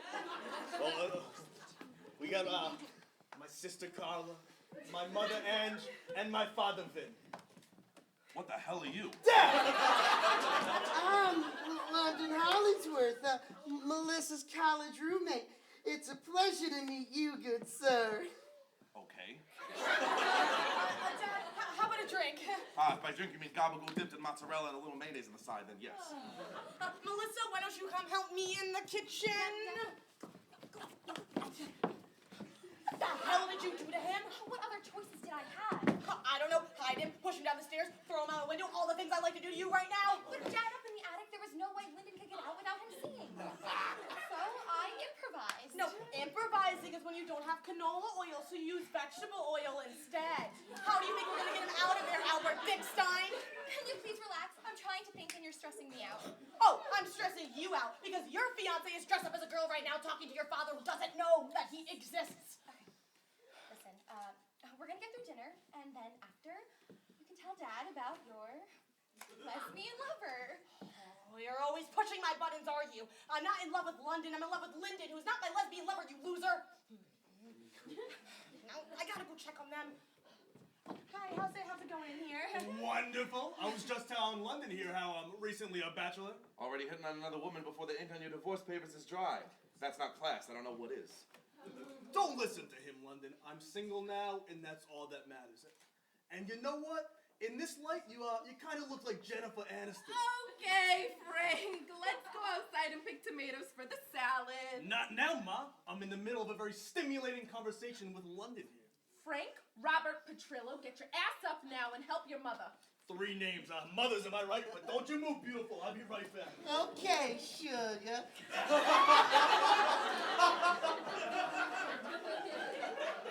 So, London, you were roommates with Melissa in college. How come I don't ever remember seeing you? That's because you were in the war. The war. I was not. You were on trial. You know what? You need to stop listening to your mother so much. You should be more like your friend London here. Quiet. Now, I am very glad you stayed in touch after all these years, London. Oh, yes, well, Melissa and I, we had such diddly darn fun. It was the best of times and it was the worst of times. Well, we had so much fun, more fun than like a firefly on a moss branch on the 4th of July. Yeah, I still don't remember you. What neck of the woods you say you're from again? Utah? That's not in the South. Utah, northern Mississippi. Never heard of it. Oh, don't touch me, you maniac. I'm married. Not happily, but I'm married. London, why don't you come help us girls in the kitchen? Okay, Miss Carla. What is this, the help? London Bridge is falling down. For someone in the love of Christmas, tell me what is going on. Oh, Lyndon, you noodle, didn't I tell you not to come today? You did, but then Melissa called me and told me to come over because your dad had this big announcement for your dad for coming back from the war, and next thing I know, I'm in a dress. I know, it's a lot for you to handle. Plus, I don't think your dad likes me very much. No, he doesn't like London very much. He doesn't even know Lyndon. What? Listen, just go back out there and keep being London, and soon this will all be over. Carla, I don't want to be London anymore. I want to be London. I miss my Argyle. Oh, this is no time for your lawyer closing argument persuasion bullshit. Remember that movie, Mrs. Doubtfire? And how much you said you love dressing up like an old lady like that? Yes. Well, now's your chance. Well, what about Frank? I think he's in love with me. Frank is in love with anything that makes eye contact with him. Just ignore him like the rest of the world. Think you can do it, Lyndon, for me? For you, my love, anything. Oh my gosh! Shit. Carla, you're No, up. it's But not- you just. it's not- Well, what is it then? What happened? Carla and London just kissed? Carla, how could you do this to me? I called dibs! Because that's better? Okay, I'm sure there's a logical explanation for all of this. And London's how French, and that's how the French people say thank you. Bonjour, long pointy bread. I feel farewell. Let me get this straight. You are half Southern and half French. Yes, I mean, oui. You literally could not be made up of anything worse. I would rather have the Taliban sitting in my living room. Now, Ange, let's get going with dinner, huh? all right, whatever you want, Vin. You know, last time you said that, we had Melissa. So, London, you want to help me butter the bread? Frank, go in the living room and help your father. Watch TV with him. Leave London alone before you have to arrest yourself. But, Ma! Now. This is getting weird even for me. We need to get you out of here. But if he leaves now, Dad's gonna know something's up. She's right. I know. London, get in here. I want to talk to you. Mom, what's that smell? Are you making cheese sauce? That's not cheese sauce. London! Okay, don't make direct eye contact with him. And with whatever question he asks you, answer with, yes, I'll pass the sausage. Sit down, London. I want to talk to you. Oh, how lovely, zippity-doo, darling, thanks. You smoking the crack? Now, London, listen. People in France, do they really... Oh, yes, I'll pass the sausage. Are you smoking crack? Oh, zippity-doo, darling, thanks. Anyway, my question. So, London, people in France, do they really kiss like... Whoa! If anybody's gonna be asking that question, it's me, you human deli. And what kind of question is that to ask such a young, smart, pretty, nice-smelling girl? A good one. I've been curious. You know, your mother never lets me experiment. I can't blame her. Listen, one more word out of you, and I will make the gulag look like a summer camp, okay, Igor? I am so glad you are not marrying any of my kids, Igor. Ivan. Whatever. The only people I want marrying any of my kids are people like London here. Well, ain't it a shame I'm not a cowboy? No, just a rootin' tootin' diddly darn cowgirl. Yeehaw! Yeah, it's a shame your name isn't Liam or, Lyndon or something like that. You know, it's funny you say that. Vin, did you get the mail today? No. Why don't you go out and get it before dinner? I bet Lawnmower Monthly is here. There's no mail on Sundays, Ange. You'll go find out now. All right. Stop wasting my oxygen. Frank, why don't you come along? It might be good for me to have a cop at the end of the driveway. I could kick your ass back to whatever boat you came off of. What the hell is wrong with you? Fat man make me angry. Welcome to the last 40 years of my life. Carla, this whole thing is getting ridiculous. You need to tell your father before Lyndon's tiny brain explodes all over my floor.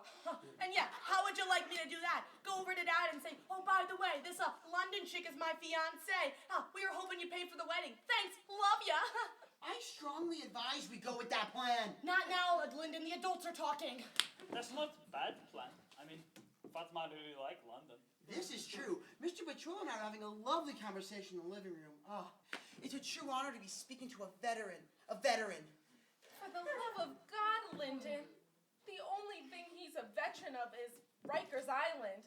He's never been involved with the government. He's a waste management consultant. Oh my gosh! Wait, I'm a lawyer and I know what that means. It means Mr. Petrillo he's in the mob! The boy finally got one right. Oh, this isn't good, this isn't good. Oh, he's gonna chop off my head and feed it to my goldfish, poor Elliot.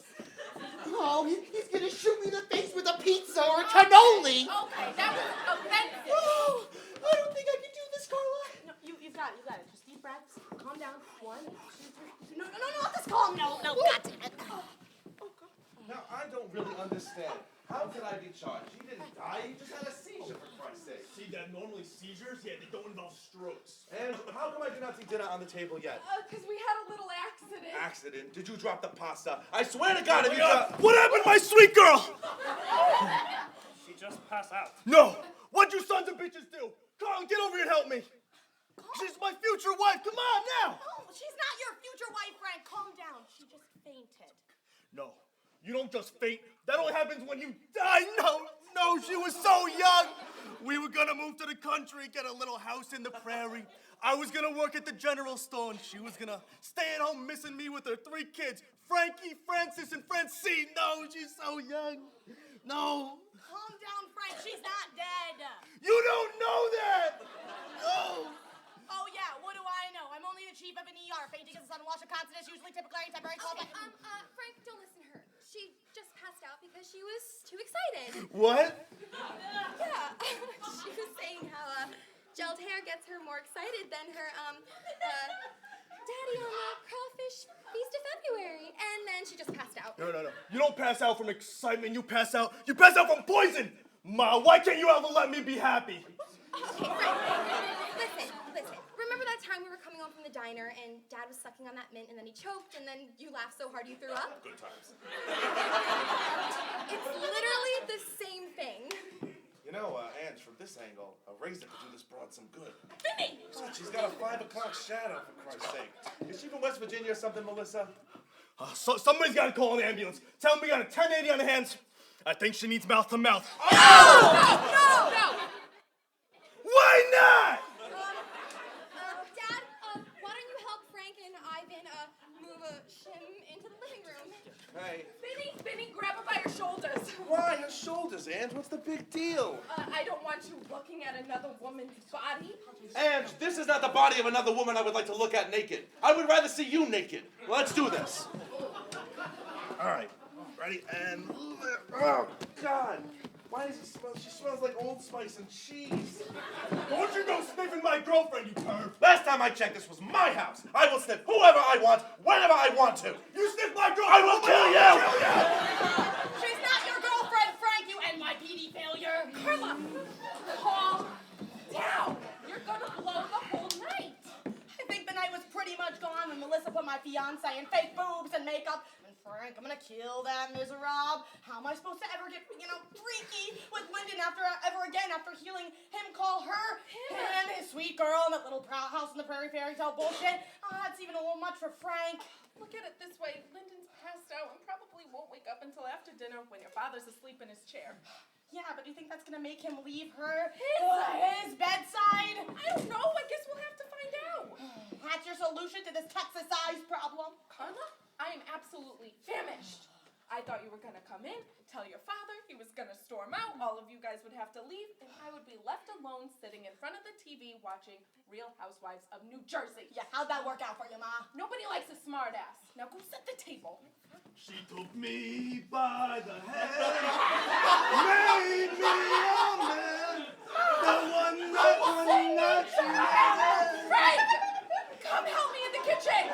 No, Ma! I'm not leaving her bedside! His bedside, Frank! His bedside! It's Lyndon, Frank! You've been hitting on Lyndon for half an hour! You've been hitting on your sister's fiance for half an hour! Yeah, have fun telling your therapist about that one! And then, this best part, ready? And then he say that he marry her / him, whatever. And they have kids and they live in the country. Oh, he said it, he did. Oh, yes. Tylenol PM. Carla, did you just say that whatever the hell this is your fiancé? Yep, this is Lyndon Hilliard. He's a lawyer who's afraid of his own shadow, and he passed out when he found out that you haven't been at war for the past 4 years, but instead are a waste management consultant. And oh yeah, everyone but you knows that he exists. Carla, my ass. I'm so sick and tired of all the lies and bullshit around here. You know, we all have to worry about whether you're gonna approve or not. What do you have to say for yourself, Mr. Sensitivity? You got a lot of balls talking to your father that way, Carla. A lot of balls. God damn it, Carla! As if my life wasn't shitty enough you threw this at me? Yeah, let's get another good laugh at your loser, divorced, pathetic brother Frank. I'm so glad my pain is your pleasure! What the hell is wrong with you, Carla? Where do you get off talking to your father like that, huh? You think you're better than him because, oh, you're a doctor and went to school so your shit don't stink? Well, let me tell you something, sweetie. It does. Who do you think paid for all your schooling, huh? That's what I thought. You have a lot of nerve talking to your father that way. Mom. Ivan, why don't you go check on Frank? Frank, I've got a pint of ice cream with your name on it.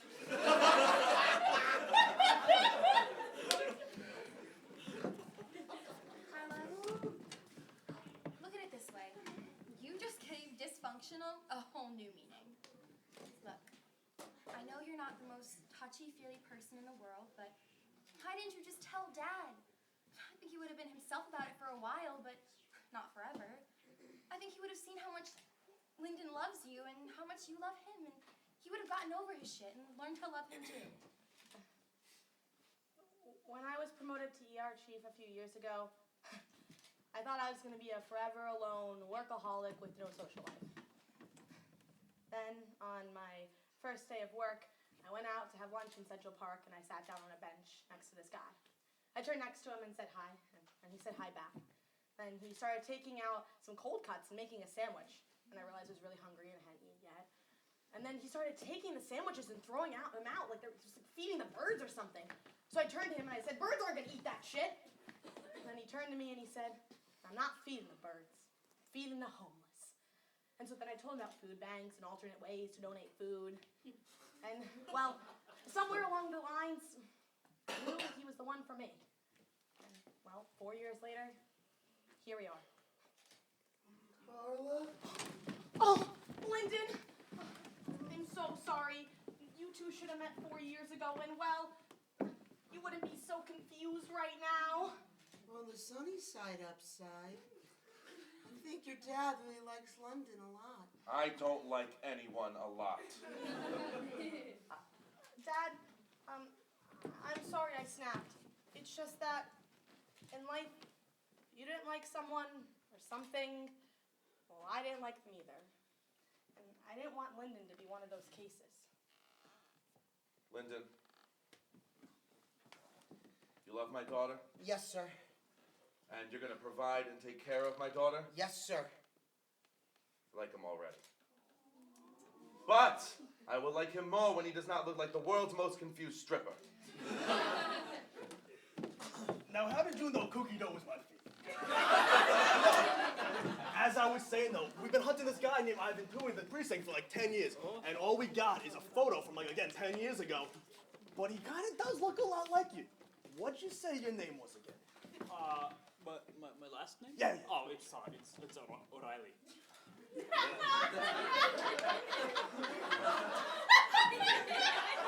You know, that's not very Russian. Oh, well, the full name is O'Reilly Petruska Smirnov. I've got to go. Goodbye. What a great guy. Lyndon, I'm sorry about that. No apologies necessary, Detective. Although I should have told Ivan before he left about our appointment on Monday in the DA's office. Lyndon, you're Ivan's lawyer? Oh yeah, we go way back. Like 2 or 3 months feels like 20 years though. Oh, I love the guy. He hired me when he thought he was going to get in trouble when he saw you in person after he watched one of your movies. What was it called? The Fantastic Four.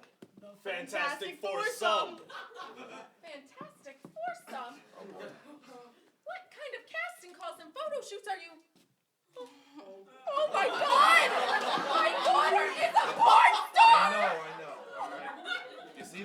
kids. This is the face on our family crest.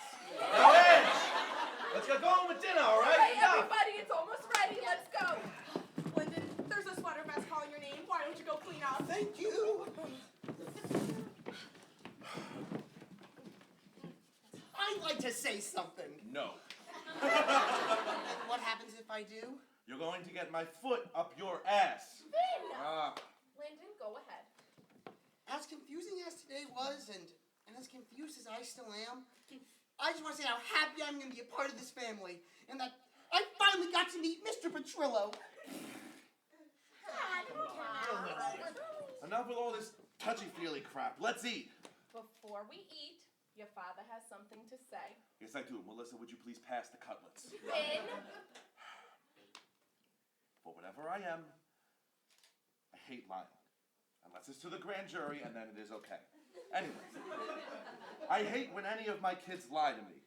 You know, I know I'm not Mr. Warmth all the time, or ever, but that does not mean that any of you should be afraid to tell me anything. Now, let's all shut the fuck up and eat. So, Dad, just to be clear, we can tell you anything? Yeah, what do you think? Anything. I'm pregnant. Yes, I'll pass the sausage.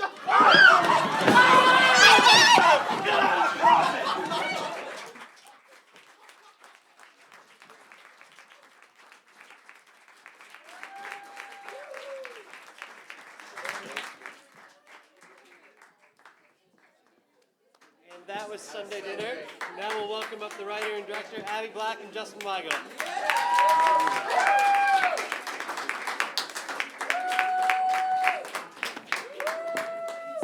All right, so let's get it started. Congrats on wonderful rewrites. That was excellent. Thank you.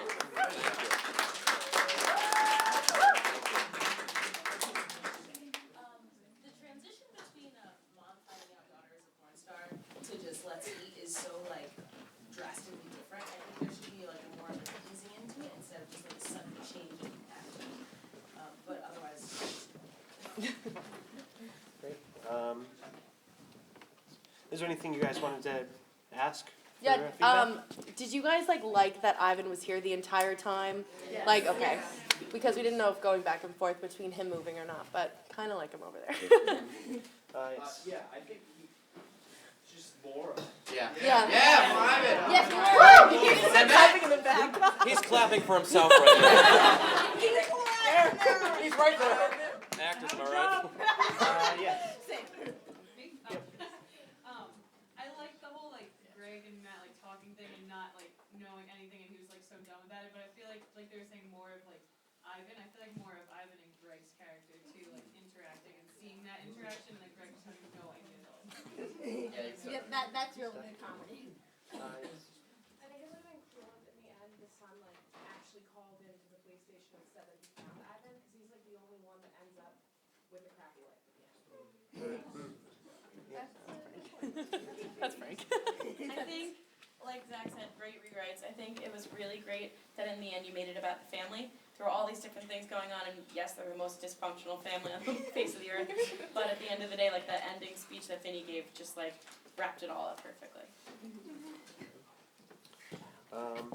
Any last comments, questions? All right, well, in that case, we will say good job to Sunday dinner.